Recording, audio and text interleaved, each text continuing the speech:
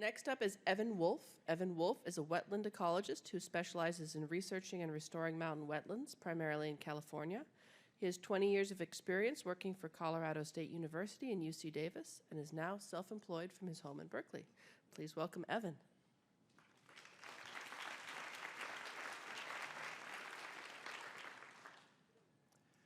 Thanks. I'm going to be talking to you today about restoring meadows in the Sierra Nevada. And when I say meadows, I really mean wetlands. There are other meadow types, but most Sierra meadows are wetlands. And wetlands are a particular ecosystem type with kind of a three-legged stool of processes that form and maintain them through time. So geomorphology and soil processes are one leg. Hydrology is a second leg, and then vegetation, which I'm going to try to get to and kind of focus on here, since we're at a botany talk, is the third leg. And I'm going to use Halstead Meadow in Sequoia National Park as the example of how these processes work together to form and maintain a meadow, how they can be impacted by human use, and then how we can restore them. So here's Halstead Meadow as it was in 2006 with a large erosion gully here in the foreground. It's 10 to 12 feet deep. So this is the impact to geomorphology. Normally, this intact part of the meadow has level topography from side to side. It's a flat meadow, valley bottom meadow. And then this 10 to 12 foot deep depression impacts the hydrology by draining that water. It provides a low place for water to drain to. And then that impacted hydrology, that lowers the water table adjacent to the gully, and it causes a change in vegetation from the dense wetland plant community in the saturated sheet flow hydrologic conditions to the drier, more upland type vegetation adjacent to the gully. And you can really see the impacts of this looking upstream, standing here looking upstream with the gully on the right.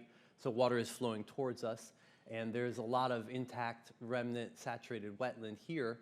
But from this point on, so this is about 1,000 feet of gully upstream of us, and then behind the photographer, look downstream is another couple thousand feet, and it's all this dried out meadow. So as water is progressing down this valley, it's being drained into the gully, and at some point, at this point right here, there is no longer enough surface sheet flow and at surface water table to support a wetland plant community. So upstream of the gully, here's what the reference native plant community looks like. It's dominated by dense Scirpus microcarpus, so a lot of above ground leaves and stems to dissipate flow energy and spread flow. And then more importantly, even this is a rhizomatous plant species, it spreads a lot of rhizomes and roots below ground that bind soil together. So this really, this completes the feedback of how vegetation then stabilizes the geomorphology, the soil. So in a native condition, these plants hold together the level, flat-bottomed valley configuration of these meadows.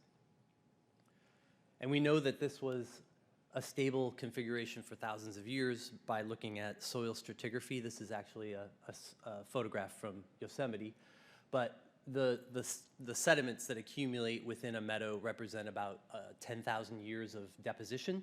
They don't always represent wet meadow conditions, but the last couple thousand years, last couple thousand years do. The last couple thousand years of sediment represent high organic content, peat layers in some cases, indicating that for a couple thousand years these sites have been saturated wetland. And one really important part of these stratigraphic records is there's no indication of any large-scale erosive channels within these meadows. And this is throughout the Sierra, in many montane meadows. We've investigated the geomorphology. So we've done this at Halstead Meadow as well. This is just a really nice photograph demonstrating that historical, prehistorical look at how these sites function through time. Getting back to Halstead area, this isn't Halstead Meadow, but it's in Kings Canyon. The novel impact to these sites. Unlike the grasslands that we've been hearing about previously, these sites were not thought to have large herds of grazers in them. And so when people brought their first sheep in the mid to late 1800s and then cattle later on, this is a novel impact to the vegetation of these sites. And unsurprisingly, when you put a bunch of cattle onto wet meadows, they remove vegetation, they trample and break up the roots and rhizomes, destabilizing the soil and leading to incipient erosion and gully formation like this. And the impacts are quite dramatic, and it's disturbing that vegetation cover that starts a gully. And once a gully starts, that's the threshold crossing impact, where a low point within that otherwise level cross-section valley accumulates water. And once you accumulate water, it's more erosive. And so the erosive water makes the gully bigger. And once the gully's bigger, it captures more water, and so on and so forth in a feedback of degradation, until you get something like this, where you have a very flat surface that's incised, capturing water, eating away at soft sediments, and that just keeps getting worse. So even when you remove grazers, these legacy impacts remain. Getting back to Halstead Meadow itself, this is a photo from 1929 showing a road crew here surveying for a road, and they're standing right next to an erosion gully. So Sam Halstead, who grazed cattle at this location, almost certainly was the initiator of this erosion gully. Didn't start with the road that was put in the early 30s.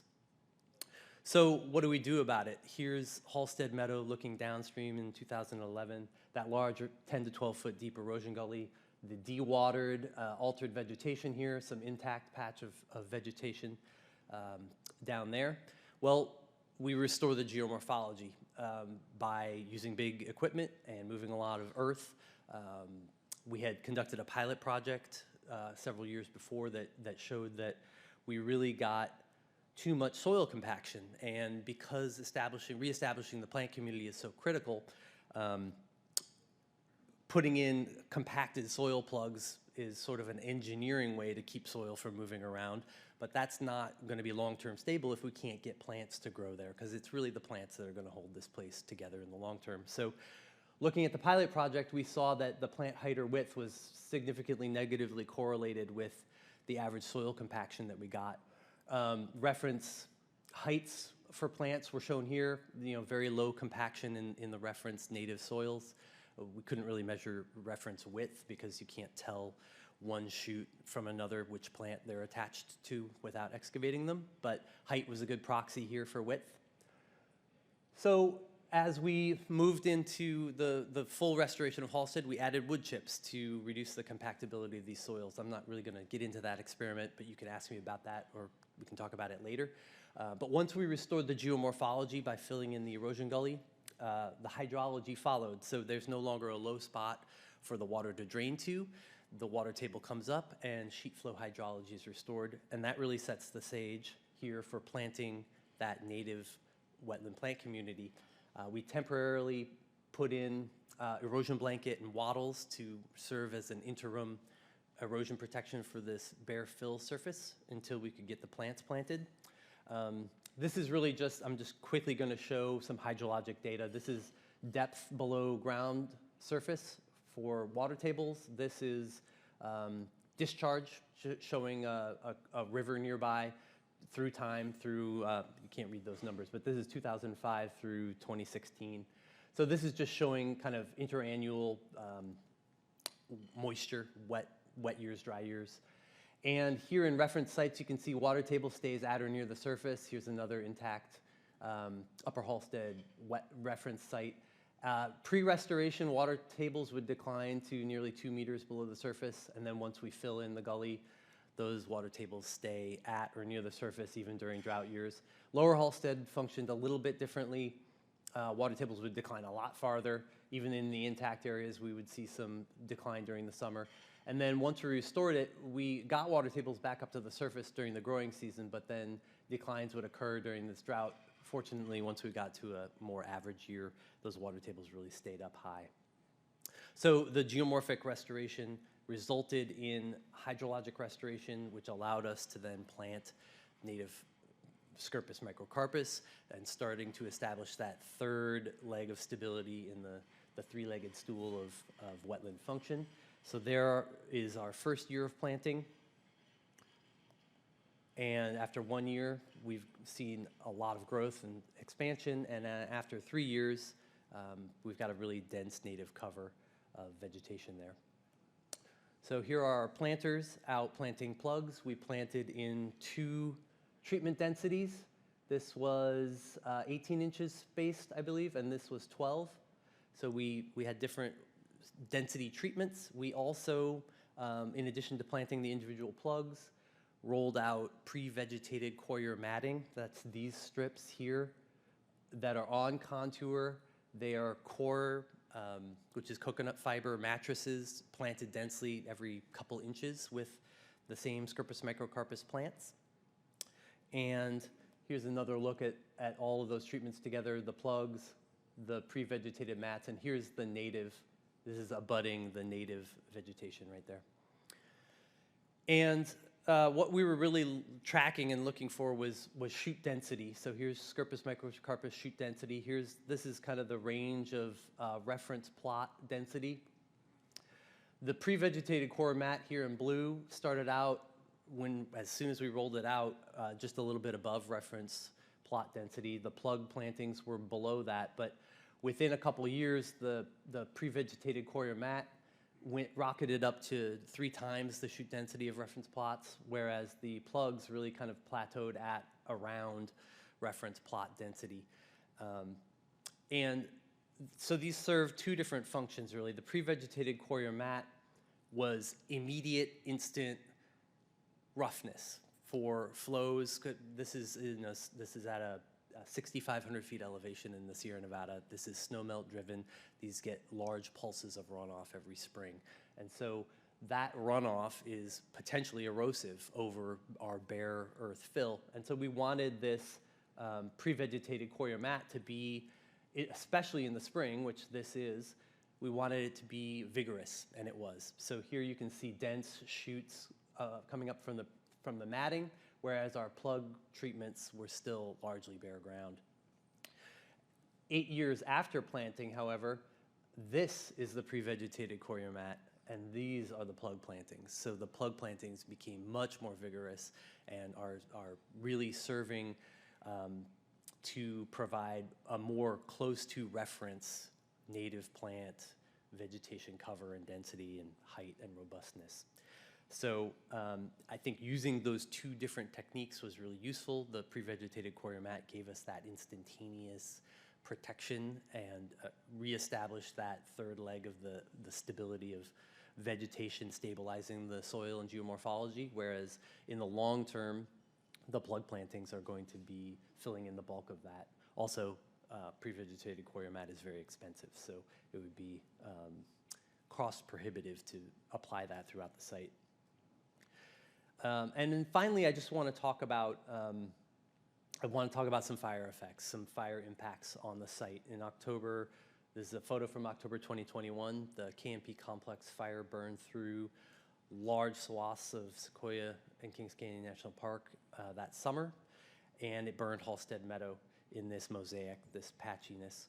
And the next year, it looked great. Most of the areas had revegetated and resprouted. Most of the biomass of these Scirpus microcarpus plants and a lot of the meadow plants are below ground. You can see here a bunch of burned shoots, some of which are actually killed and dead, but most of them are resprouting and doing fine. There were, however, large, semi-large, this is probably 2 or 3 meters across, so I wouldn't call them that large, but completely dead patches where fire burned intensely enough to actually kill large swaths of the native wetland vegetation. And in areas, there was up to 4 inches of organic soil completely burned away, which explains the mortality. And in those burned areas, in those burned patches, we saw a surprising resprout of wheat, oats, sunflowers, corn, sorghum, and millet. And so that 4-inch soil layer that's been exposed and that had viable seeds of these crops probably represents a homesteader garden. and which is really, really cool and kind of an unexpected, interesting outcome. So we're dealing with a lot of legacy impacts at sites that had grazing, that had homesteaders in them. This isn't one that I was looking for, but was really excited when we found it. I collected some plant tissues, I collected seed from these, and I'm actually hoping to maybe reach out to someone, maybe if some of you know how to analyze crop varieties to determine their sort of heirloom status, their age. Please talk to me at some point, or if you know somebody who does that kind of analysis, I think that would be really cool to show that this wheat variety or this millet variety is something that we only saw in the 1870s or something like that. I don't know if that can be that accurate, but I'd love to do that kind of analysis here to help tell the story of Halstead Meadow. So thanks a lot. Really appreciate your listening.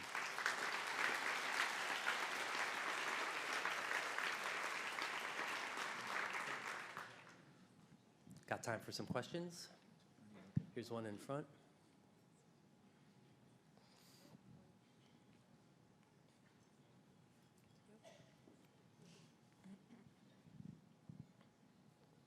Hi. I was wondering if you could comment on if you had recommendations for different densities or for the mat, if that could, maybe not start off above reference, but would it still provide those benefits with the early erosion, and would they become less expensive if they weren't as dense? Yeah, great question. I do think some significant part of the erosion protection of those pre-vegetated mats was the fact that it was a 2 or 3 inch thick coir mattress, and so some of the physical mattress part of that sod blanket was just nothing to do with the plants, just the fact that it was a mattress itself. So I think reducing the planting density in there probably would reduce costs, probably reduce the intra-specific competition that it seems like we're seeing with the stunted plants later on, so that might help. That's probably a good idea. This is the one and only time that I've used this technique, so next time we might try planting at a lower density. It's a good idea.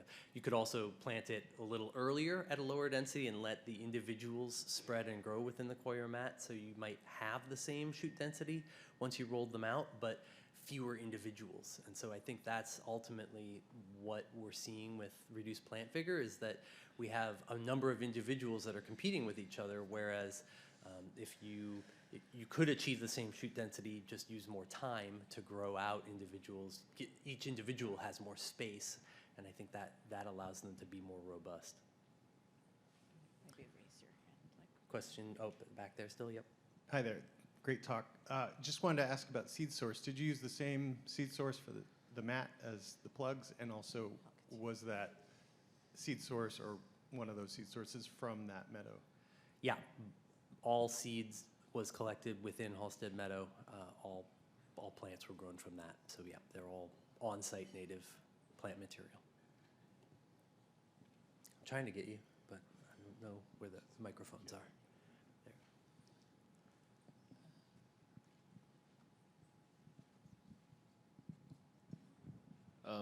So historically, what were some natural processes or I guess wildlife that had restored some of these, I guess, erosional events in history, and was that any kind of like driving factor on deciding to use the mixture of wood chips and soil as fill material rather than compaction? Yeah, the model that we've developed based on the stratigraphic evidence is that there were no large erosion channels formed within these meadows in the last 10,000 years. So there's no evidence of channel formation. Channel formation leaves a stratigraphic record, so you can see channel infill, you can see point bar migration strata, which leave angled cross-bedding within stratigraphy.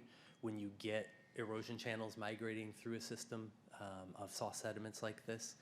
So in analyzing several dozen eroded meadows in their stratigraphy, we never see that. We never see any remnant channels or evidence of erosion. So the conclusion is that there were not large erosion events. The meadow vegetation or even forest vegetation that was there apparently was strong enough to resist whatever flows flowed across it and did not allow incipient gullies, because an incipient gully clearly results in a larger gully, and if a larger gully had formed, we would see it in the stratigraphy, and we just don't. Thanks. That's all the time I've got. Appreciate it.